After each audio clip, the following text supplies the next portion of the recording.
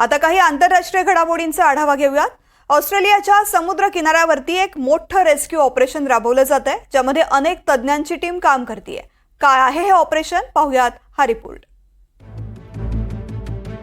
ऑस्ट्रेलियात पर्यावरण विभागाला बुधवारी पहाटे एक मेसेज मिळाला आणि धावाधाव सुरू झाली।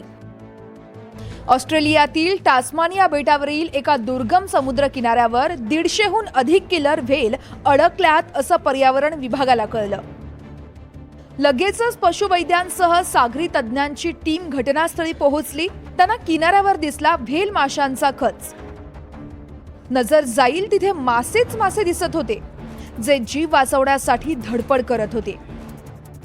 आर्थर नदी परिसरात जोसेलिन फ्लिंट यांचं कुटुंब राहतं।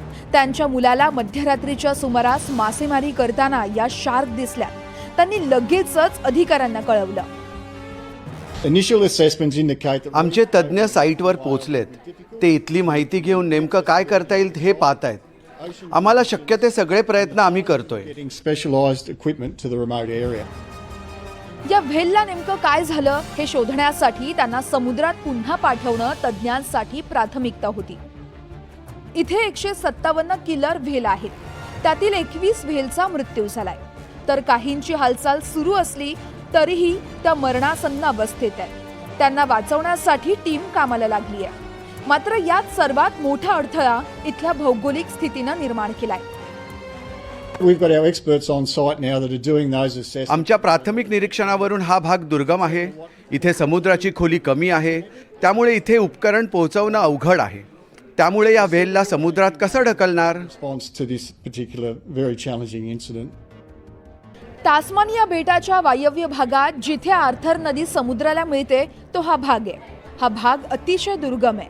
समुद्र उथळ आहे, त्यामुळे समुद्र किनाऱ्यावर व्हेल माशांना पुढे ढकलण्यासाठी आवश्यक असणारी उपकरणं किंवा छोट्या होड्या पोहोचवण्यात मोठी अडचण येते।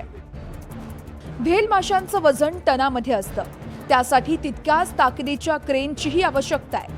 मात्र अशी क्रेन तिथे पोहोचणं आणि इतक्या मोठ्या संख्येत असलेल्या या व्हेलला समुद्रात सोडणं अवघड झालंय। त्यातच समुद्राचं पाणी प्रचंड थंड आहे। अशा पाण्यात तज्ञांना उभं राहून काम करणं शक्य होत नाही। तरीही पर्यावरण विभाग मार्ग शोधण्याचा प्रयत्न करत आहे।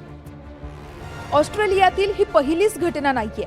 याआधीही ऑस्ट्रेलियाच्या याच भागात जवळपास 380 व्हेल माशांचा मृत्यू झाला होता। त्यावेळी 60 जणांच्या टीमनं मेहनतीनं 60 व्हेलला वाचवलं होतं। आताही किमान व्हेलच्या पिल्लांना तरी समुद्रात ढकलता यावं, यासाठी हे तज्ञ मेहनत घेत आहेत। Bureau report, NDTV Marathi.